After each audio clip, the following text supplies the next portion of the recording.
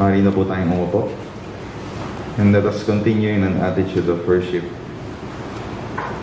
as we pray to our Lord. Lord, nagpapasalamat kami sa inyong walang hanggang na kabutihan sa aming buhay. Ang inyong pag-ibig ay patuloy na nagbibigay sa amin ng lakas at ng kakayahan, Lord, upang maitaas ang inyong pangalan sa aming buhay. Panginoon, we confess, Lord, na marami kaming mga pagkukulang, marami kaming mga pangangailangan na pisikal at spiritual. We ask, Lord, that you would provide for our physical and financial needs. And we ask also, Lord, that you would provide for our spiritual needs. First and foremost, Lord, we need forgiveness for our many sins. For the many times, Lord, na hindi namin bibigyan ng tamang galang ang inyong pangalan sa aming buhay, sa mga pagkasala namin, sa acts of disobedience, sa affections, Lord, of our heart na minsan nadadala, Lord, sa mundo. And we ask, Lord, na tulungan nyo kami na focus ang aming puso at aming isipan sa inyo more and more so that we can bring glory, Lord, sa inyo sa mundong ito. We ask for the strength, Lord, to honor you and to obey you in our workplace, in our homes, in our schools, sa aming families, at kung saan man, Lord, tulungan nyo kami na maalala ang pag-ibig na ipinakita nyo sa amin para ito ay maipakita rin namin sa iba. At tulungan nyo rin kami, Lord, magkaroon ng courage to be able to share your love to others and to glorify you, Lord, sa lahat ng aming ginagawa, whether it be sa aming trabaho, sa aming pamilya, at kung saan man. We entrust to you, Lord, this afternoon habang kami ay nag-devote ng aming time sa hapon na ito to listen to your word, to worship you, and to have fellowship with fellow believers. Lord, we ask, Lord, na gamitin mo ang oras na ito para mangusap sa aming puso at sa aming isipan at para maitaas ang inyong pangalan, Lord, sa aming buhay. And we confess, Lord, na pagdating ng buhay na walang hanggan, Lord, at the end of this short life, Lord, na meron kami dito sa mundo, that you will prepare us more and more, Lord, for the life to come, the eternal life that we are promised through saving faith in Jesus Christ. Kapag kami nanampalataya at ibibigay, Lord, ng aming buhay kay Kristo, na meron kaming langit na tinitingalaan, meron kaming eternal life, Lord, something to be excited about, and help us live for that day, Lord, sa araw-araw na meron kami dito sa mundong ito. And give us, Lord, that eternal perspective. Give us, Lord, yung empowerment ng inyong Espiritu Santo na magpupuno, Lord, sa aming puso para magawa, Lord, ang inuutos mo sa amin para maitaas ang inyong pangalan at may establish, Lord, ang inyong kingdom sa mundong ito. Help us, Lord, to do our small part, Lord, in this, dito sa aming Tagalog-English worship service every Sunday. And be with us and guide us. In Jesus' name we pray. Amen. Para po sa ating tithes and offering, ang passage po ay makikita sa 2 Corinthians 9 verse 5. Kaya nga naisip kong paunahin ang mga kapatid na ito sa akin para habang hindi pa ako nakakarating, ay malikom na ang inyong mga ipinangakong tulong. At sa ganitong paraan, makikita ng mga tao na kusang loob ang inyong pagbibigay at hindi dahil napilitan lamang. Mari po natin ibigay ang ating offering sa offering box na makikita sa likod ng ating worship hall pagkatapos ng worship service. At pwede rin po tayo magbigay ng ating giving sa bank details na nakikita sa screen.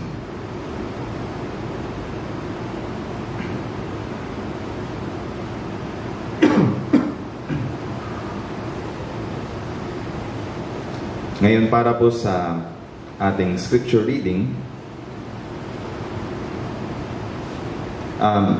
maybe before that, no, para sa mga hindi pa po nakapagsagot ng ating series, ng free sermon series survey, this is the last chance na po. I think karamihan sa atin na isagot na ang ating sermon series survey. Pero for those who haven't yet, last chance na po ito. So you have some time today. The reason kung bakit ngayon na yung last chance ay dahil ang mabibilang lang na survey answers ay yung mga tao na nakapag-attend ng worship service 4 times. And since ito na po ang ating pangatlong sermon sa ating 6-week sermon series, 4 na lang ang natitira. So, we're almost halfway done na sa ating sermon series in 3rd John. Okay, while some of you might be answering this survey, pwede na po tayong tumako sa ating scripture reading. Once again, ang sermon series natin ay entitled Co-Workers with Truth. So maybe we can show that slide, no? A 6-week sermon series on 3rd John. Nagsimula po tayo nung first Sunday of November at ngayon nasa pangatlong Sunday na po tayo. So 6 weeks lang po ito dahil ang epistle of 3rd John is only 15 verses, no, at 1 chapter lang siya. Kung titingnan po natin ang ating Bibles, halos kalahati lang siya ng isang page. Makikita niyo po dun sa Bibles na meron po kayo sa Pew Bibles. At kung may sarili po kayo, nasa page 865 siya sa karamihan ng mga Bibles na meron kayo sa pews. At ito rin po ang ating scripture reading. So kung nahanap niyo na po ang 3rd John sa inyong Bible, I invite everyone to stand po.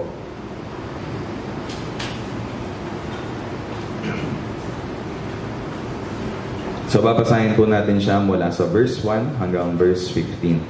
We will read the entire chapter. The elder, to my dear friend Gaius, whom I love in the truth. Dear friend, I pray that you may enjoy good health, and that all may go well with you, even as your soul is getting along well. It gave me great joy to have some brothers come and tell about your faithfulness to the truth, and how you continue to walk in the truth. I have no greater joy than to hear that my children are walking in the truth. Dear friend, you are faithful in what you are doing for the brothers, even though they are strangers to you. They have told the church about your love. You will do well to send them on their way in a manner worthy of God. It was for the sake of the name that they went out, receiving no help from the pagans. We ought therefore to show hospitality to such men, so that we may work together for the truth. I wrote to the church, but Diotrephes, who loves to be first, will have nothing to do with us. So if I come, I will call attention to what he is doing, gossiping maliciously about us. Not satisfied with that, he refuses to welcome the brothers. He also stops those who want to do so and puts them out of the church. Dear friend, do not imitate what is evil, but what is good. Anyone who does what is good is from God. Anyone who does what is evil has not seen God. Demetrius is well spoken of by everyone, and even by truth itself. We also speak well of him, and you know that our testimony is true. I have much to write you, but I do not want to do so with pen and ink. I hope to see you soon, and we will talk face to face. Peace to you. The friends here send their greetings. Greet the friends there by name. The word of the Lord. Thanks be to God. Maaari na po tayong umupo.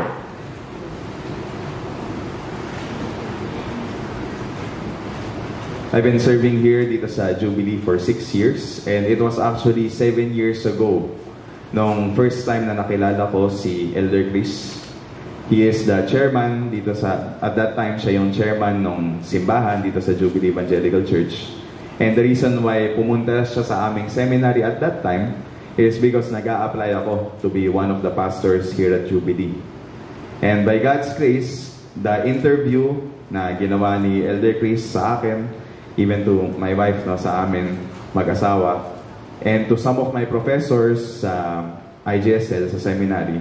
The interview went well, and then a few months later, nagsimula na ako as a full-time pastor here at Jubilee Evangelical Church.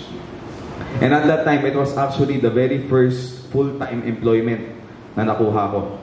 Because before that, hindi po ako nagtatrabaho. I was 26 years old already dahil full-time ako nag-aaral sa seminary. Hindi pa ako nagkakaroon ng trabaho. At dahil doon, it was also the first time na kumuha ako ng NBI clearance, ng SSS, PhilHealth, tsaka Pag-ibig. And I had to get it myself dahil wala pa ako nakuha from my previous employment because I didn't have any previous employment.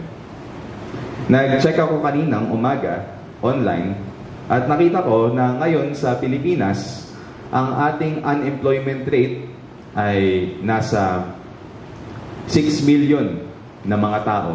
Halos 6 million, tama ba? Halos 2 million na mga tao ay unemployed, and then halos 6 million na mga tao ay in the Philippines ay underemployed. So pag sinabi nating unemployed, ito yung mga tao na walang trabaho. At pag sinabi naman nating underemployed, ito yung mga tao na may trabaho pero kulang pa yung kinikita nila kaya naghahanap pa sila ng ibang mga trabaho. Makikita natin sa Pilipinas, mahirap magkaroon ng trabaho. Bakit? Kasi mababa ang ating ekonomiya, mamahalin ang mga bilihin, at yung mga trabaho ay konti lamang. So minsan kailangan natin mag-compete or mag-agawan para sa mga posisyon sa iba't ibang mga trabaho. Pero alam nyo ba, isa sa mga trabaho na medyo limited lang, pero sometimes mataas siya, is yung construction. So maraming mga tao, pag merong construction, may building project na ginagawa, nakakahanap sila ng trabaho.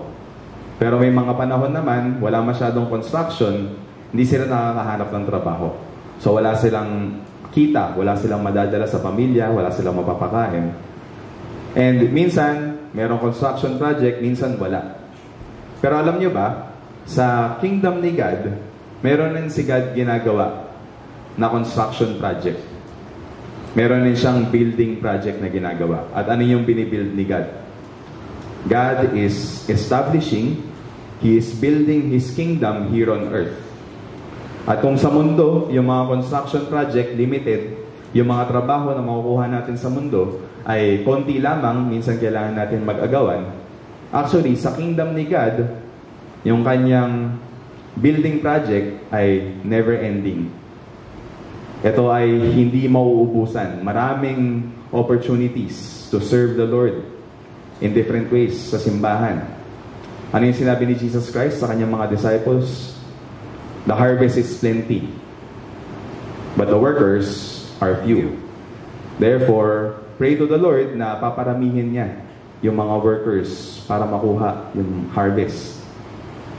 Pero does that mean na porket maraming trabaho na kailangan gawin para sa kingdom ni God, to establish His kingdom on earth, does that mean na madali lang maging worker, maging builder ng isang kingdom sa kingdom ni God? Does that mean na it's easy to be a worker of God? Not necessarily.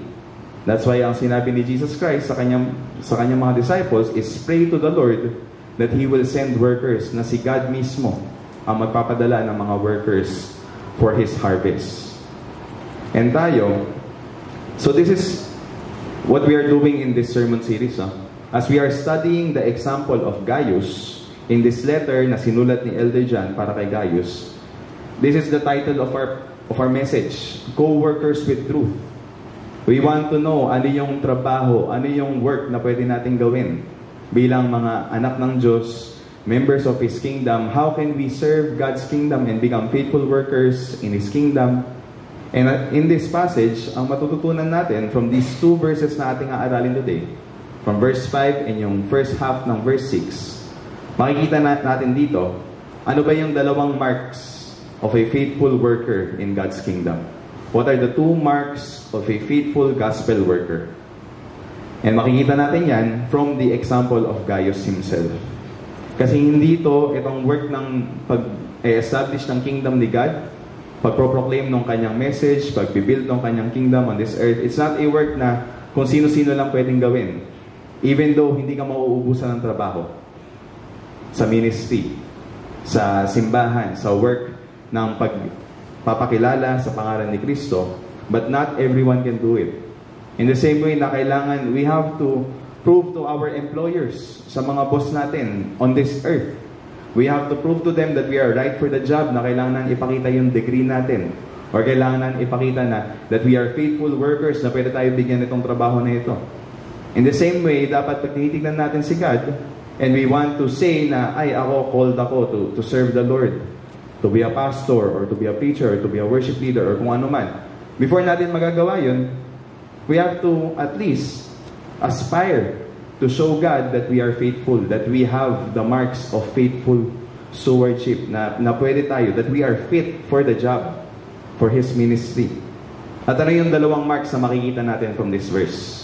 Basahin natin yung verse 5. Ano yung sinabi dito ni Elder John tungkol kay Gaius na kanyang sinusulatan? Ang sabi niya sa verse 5, "Dear friend, you are faithful in what you are doing for the brothers." So, pause muna tayo dyan. Dear friend, you are faithful in what you are doing for the brothers. So, balikan natin yung context itong passage na ito. Si Elder John and the rest of the church, sila ay nagpadala ng mga missionaries sa iba't ibang lugar. They brought, ano yung mga missionaries? They are the ones who are building God's kingdom by proclaiming the message of Jesus Christ. Salvation in the name of Jesus Christ.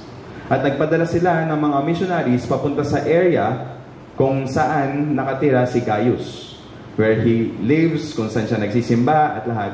And nung pinadala niya yung ibang mga Kristiyano dun sa ibang mga missionaries dun sa lugar kung saan nakatira si Gaius was the one who was showing hospitality. Meron siyang kaya, meron siyang pera, meron siyang yaman, meron siyang bahay, at siya'y nagpatira sa bahay niya ng mga missionaries. He is the one who provided food and shelter and clothing and affection and love para dun sa mga missionaries during that time. And the Elder John is writing this letter papunta kay Gaius to encourage him to keep doing what he is doing. Dahil meron din siyang ipapadala. Meron siyang pinapadala ngayon ng mga missionaries ulit na magsisilbi dun sa location na yun, dun sa area nila. And he is sending this letter, first of all, to encourage, to express his commendation and his gratitude para sa buhay ni Gaius. And second, to encourage him to continue what he is doing. Ngayon, ano yung sinabi niya kay Gaius? Why is Gaius someone na pwedeng mapagkatiwalaan ni Elder John with this ministry, with this task of showing hospitality to the missionaries? Ang sabi niya dito, sa verse 5, ang sabi niya tungkol kay Gaius, this is his commendation. You are faithful in what you are doing for the brothers. So what is he saying? Ano daw si Gaius? Ano yung ugali niya? Ano yung puso niya? What kind of person is he? He is faithful. Ngayon, anong ibig sabihin ng pagiging faithful? When you say that someone is faithful, ibig sabihin nun sa Tagalog, mapagkakatiwalaan. He is someone who is worthy of your trust. He is someone who is reliable. Na parati siyang nandyan. You can trust this person. You can expect him to always do the right thing.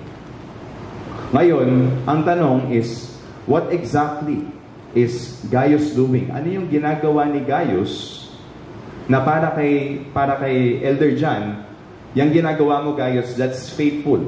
Okay yung ginagawa mo. It is a good thing. It is a commendable thing what you are doing. Notice ano yung sinabi niya. This is interesting, no? Tignan natin sa verse 5. Ano yung sinabi niya na ginagawa ni Gaius, which is faithful? Sabi niya, you are faithful in what you are doing. So kung unang basa, medyo nakakalito, no? Kasi, bakit yun yung sinabi ni John? Why does he say that Gaius is faithful in what he is doing? Bakit hindi niya specify exactly ano yung ginagawa ni Gaius? Ba't hindi niya sinabi na, Gaius, you are faithful in sending money to support the missionaries? Ba't hindi niya in-specify? O kaya, ba't hindi niya sinabi, Gaius, you are faithful in providing a home, a shelter for the missionaries? Or ba't di niya sinabi, Gaius, you are faithful in expressing love and affection for the missionaries? Why does he not specify? And instead, anong sinabi niya? You are faithful in what you are doing. Sa ibang translation, mas pointed siya, no? Yung ibang translation, ang sinabi diyan, you are faithful in whatever, kung ano man yung ginagawa mo. Whatever you are doing for the missionaries, you are faithful. Why does John not specify exactly kung ano yun? I think the reason why the Elder John does not specify exactly what Gaius is doing, kasi para kay Elder John, he knows yung heart ni Gaius. It doesn't matter what he is doing. It doesn't matter what he needs to do. Kahit ano, willing siyang gawin para sa mga missionaries. Kailangan nila ng pera, bibigyan ko sila ng pera. Kailangan nila ng bahay, bibigyan ko sila ng bahay. Kailangan nila ng affection and love, encouragement sa ministry, bibigay ko sa kanila yun. Si Gaius, hindi siya pumipili. And I think that's what the Elder John is emphasizing here. Kasi very clear siya. Even dun sa original Greek, it's very clear na talagang kahit ano, whatever you are doing, kung ano man yung ginagawa mo, Gaius, you are faithful in doing it. For doing it. Para sa mga brothers, para sa mga Kristiyano. Si Gaius, hindi siya pumipili kung paano siya magsisilbi. And how different is it from us, no? Like, kung kukumpara natin yung sarili natin, kadalasan, we are willing to serve God. We are willing to be faithful to God, pero we want to serve God in our terms. Gusto natin, or siguro ako lang, no? Like, ako, minsan gusto ko, Lord, I'm gonna serve you, pero in the ways na gusto ko lang. Like, some of us, iba-iba yung personality natin, no? Meron sa atin, siguro yung introvert, no? Yung, hindi tayo, we're not outgoing, hindi natin gusto na nasa stage tayo. So, yung mga tao na ganun, sasabihin natin kay God, Lord, willing ako to serve you, pero gusto ko nasa backstage lang ako. Lord, I'm willing to serve you, pero ayokong tumayo sa stage. Ayokong mag-share ng testimony ko. Ayokong mag-speak. Ayokong kumanta sa harap. So, Lord, doon na lang ako sa likod, sa backstage na nakatutulong na lang ako. Some of us, ganun yung iniisip natin. Pero maybe some of you are like me. Parang ako rin. Like, ako, opposite yung personality ko. Like, we're more extroverted, we're more outgoing. Sasabihin natin kay Lord, Lord, I'm willing to serve you, pero gusto ko ako yung sikat. Gusto ko ako yung kumakanta sa stage. Gusto ko ako yung pastor sa halap. Ako yung nagpipreach ng word mo. Lord, I'm gonna do it for your glory. I'm gonna do it para itaas yung pangalan mo. Pero in reality, sa loob-looban natin, gusto lang talaga natin itaas. Or maybe ako lang to. A lot of times, gusto ko lang pag-usapan yung sarili ko. And actually, kung iisipin natin, kung babasahin natin yung Bible ng maigi, kadalasan, when the Lord calls us to serve Him, many times, throughout the Bible, binabaliktad niya.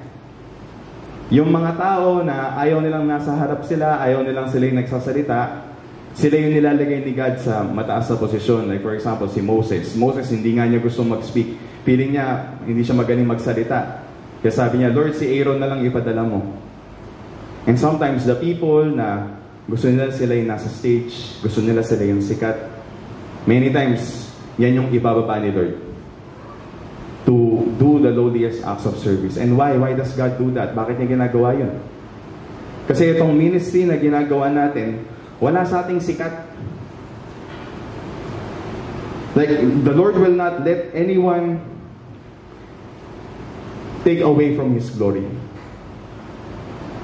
When we gather together as a church, when we worship God, sino yung sinasamba natin? It's not the preacher on stage, it's not the worship leader on stage, it's not yung mga workers, it's not the people who are doing yung ministry. Lahat tayo, pare-pareho tayo, we are worshiping God. Siya lang ang sikat. So the only people that God will exalt, will rightfully exalt, are the people who know that they are nothing, na wala silang kwenta kasi si God lang yung may kwenta. Those are the people that are fit to serve the Lord. And this is the first mark of a faithful worker in God's kingdom. This is the first mark of a faithful gospel worker. Is a faithful gospel worker will serve anywhere. Pwede mo siya ilagay sa backstage, pwede mo siya ilagay sa frontstage. Pwede mo siya ilagay dito sa Manila o kaya sa Tondo. Pwede mo siya ilagay sa Amerika o kaya sa Pakistan. Kahit saan mo siya ilagay, He is willing to serve the Lord. Bakit? Kasi hindi siya pumipili. That's the first mark of a faithful gospel worker. Recently, one of yung professors ko sa simbahan, he is a world-renowned speaker. Sobrang sikat niya. Ang dami niyang mga sermons online. Like, all of us, habang nagtuturo siya sa classroom namin, lahat kami mga pastor, we are pastoring our own in our various churches. Lahat kami nakatingala sa kanya kasi yung ginagawa niya na nagpipreach sa iba't ibang malalaking mga venues, he's doing exactly what we all want to do. So lahat kami nakatingala sa kanya. Pero alam niyo yung nangyari last year? I think nakwento ko na to last time. Last year, he was disqualified from the ministry. Kasi meron siyang extramarital affair. At hindi na siya pwedeng maging pastor ngayon.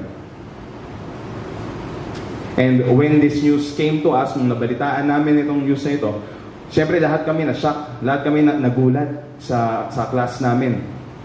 Like yung mga kasama ko, lahat kami, we are all pastors. We are all looking up to this person thinking na gusto namin kami yung susunod na yung ginagawa niya, yun yung gagawin namin in the future. And then he fell in sin. And lahat kami, tingin kami sa isa't isa. And yung sinabi ng iba namin mga professors is, this is a good reminder para sa atin. It's a good warning para sa ating mga pastor. Not to do this. To protect ourselves, to keep ourselves from this kind of danger.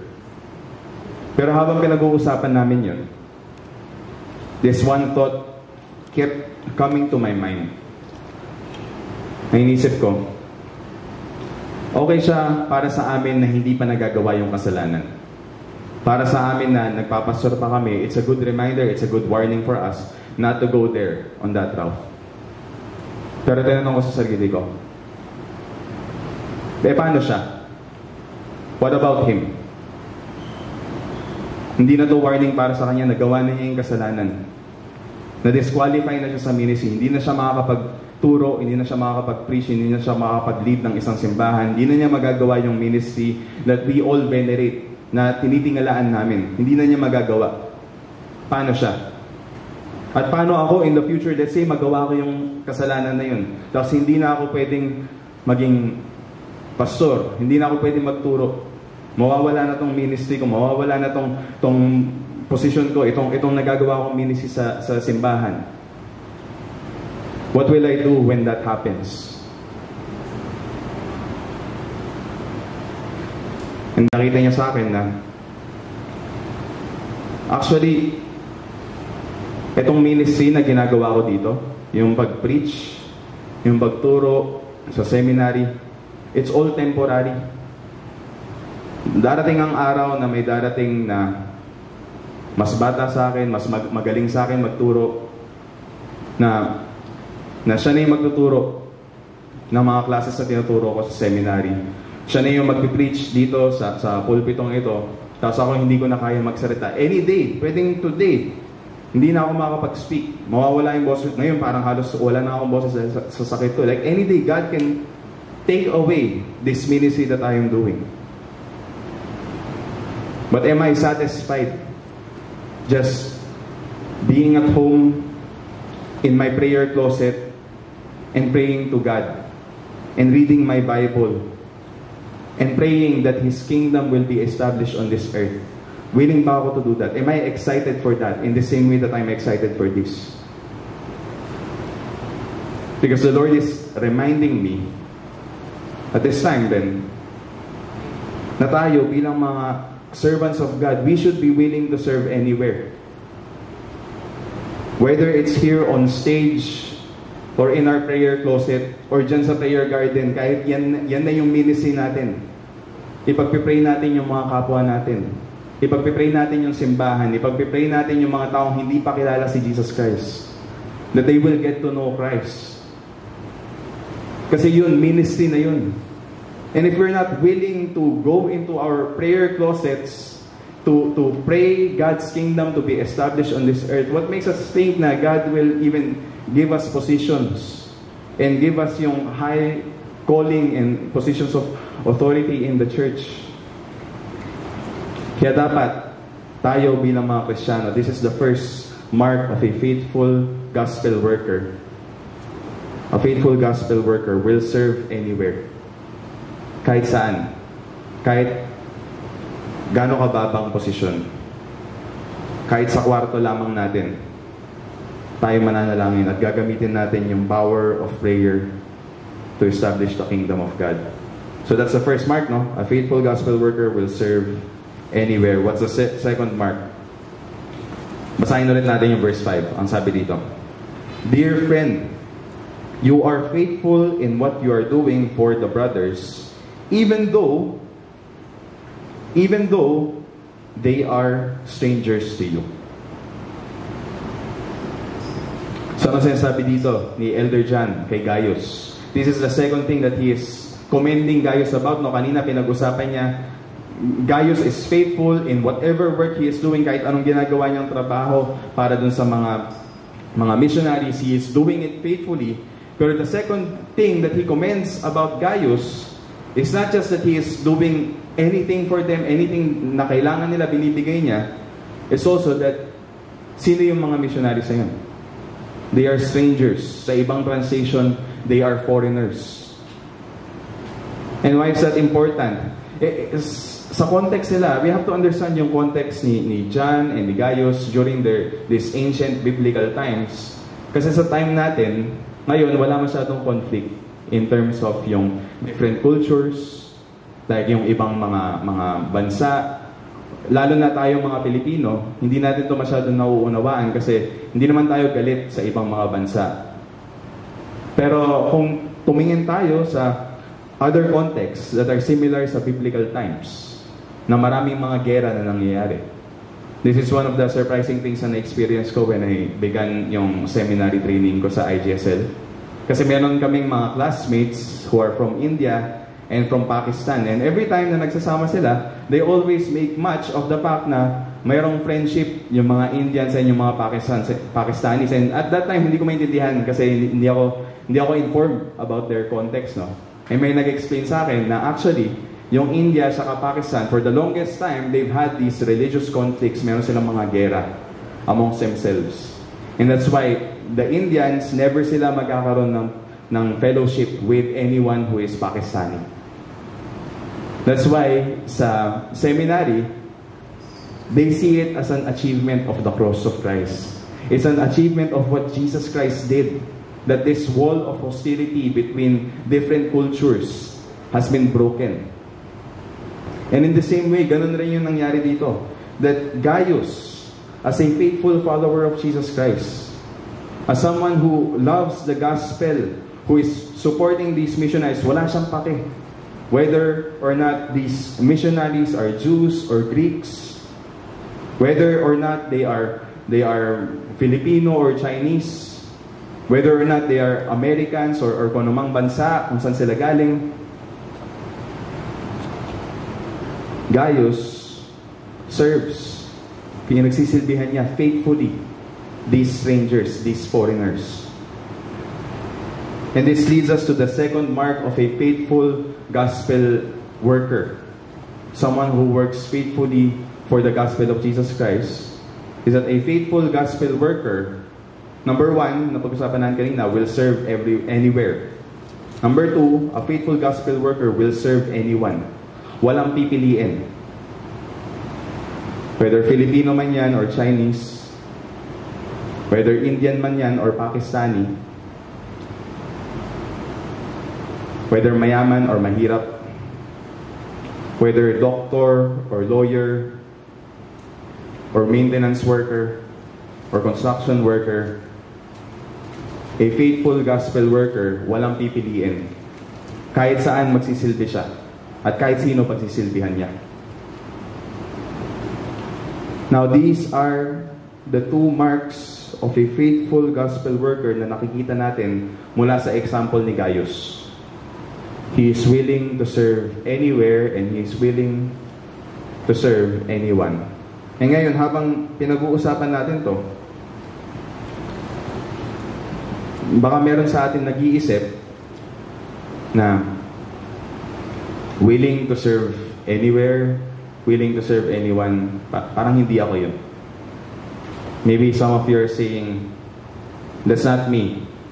Na I'm willing to serve God, pero gusto kong piliin kung paano ko siya pagsisilbihan. I'm willing to serve God, pero gusto kong piliin sino yung mga pagsisilbihan ko.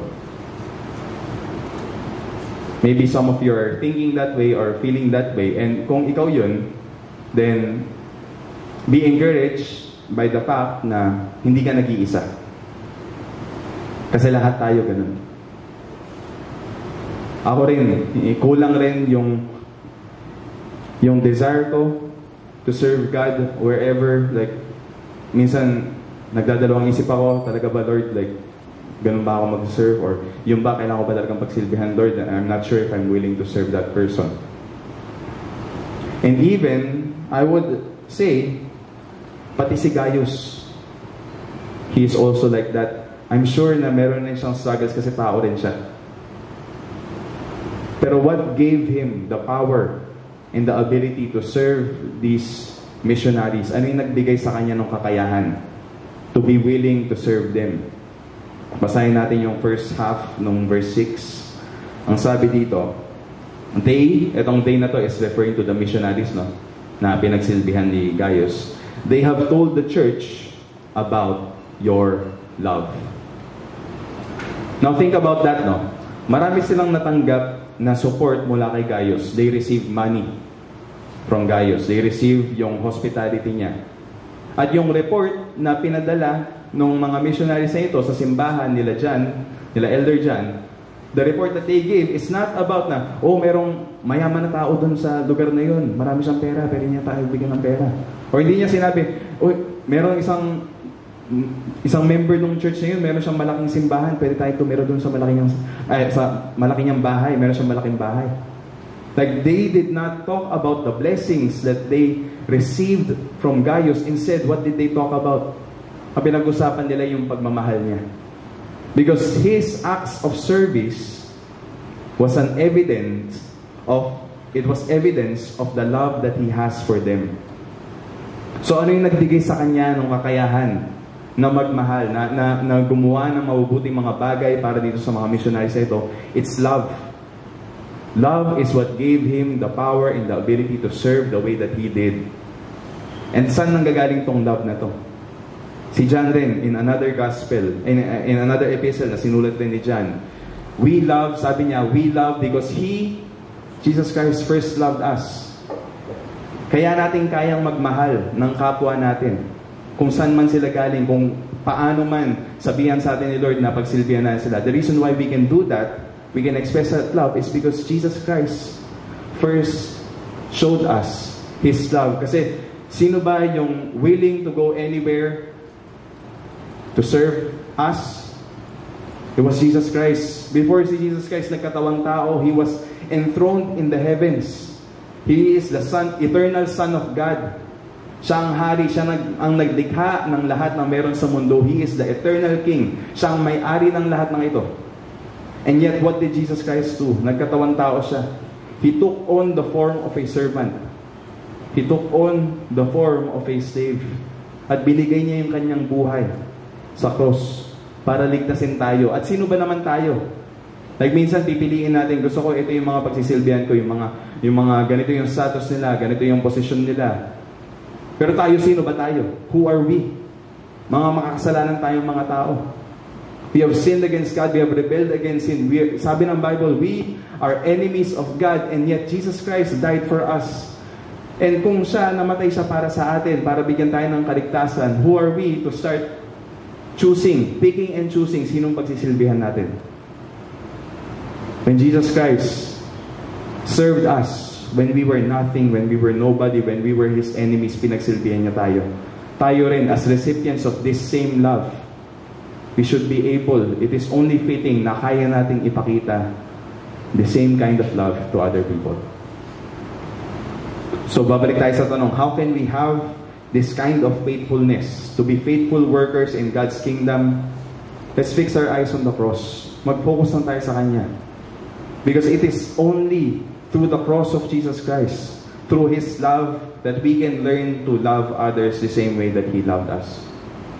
And it's only in our prayer closet, when we pray to God, when we seek His face, doon lang tayo magkakaroon ng kakayahan at ng kalakasan to serve Him however He is calling us. And one of the things that we realize, the more na we fix our eyes on the cross, the more we pray to God and we allow the Holy Spirit to transform us, the more na unti-unting binubuksan ng Panginoon yung mata natin para makita na, actually, yung mga ginugusto ko para sa sarili ko, para sa sarili kong pangalan, it's nothing in comparison to what God has for me. Kahit gaano kaliit yung ministry, yung calling na ibibigay niya sa akin, kahit gaano kaliit or kahit gaano ka walang kwenta sa mata ng mundo yung bibigay niya sa akin, as long as it is done for His kingdom, it will last forever. And it will have the greatest light.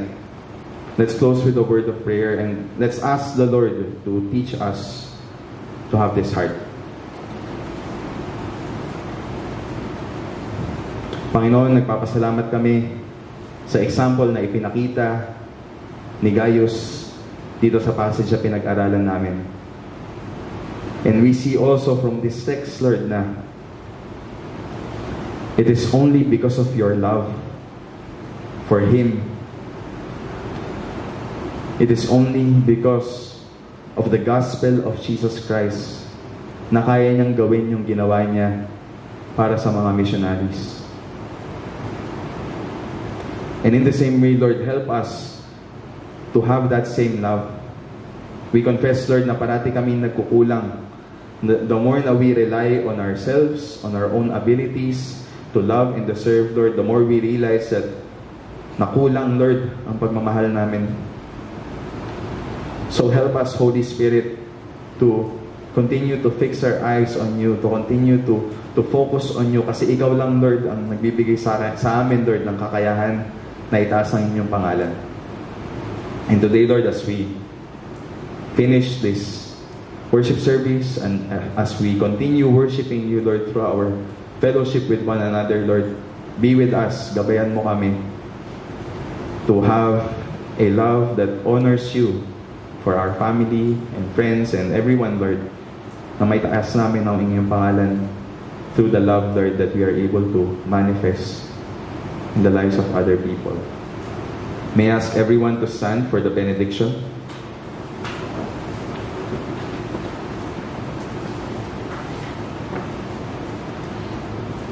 Now to Him who is able to keep you from falling and to present you before His glorious presence without fault and with great joy, to the only God our Savior be glory, majesty, power, and authority through Jesus Christ, our Lord, before all ages, now and forevermore. Amen.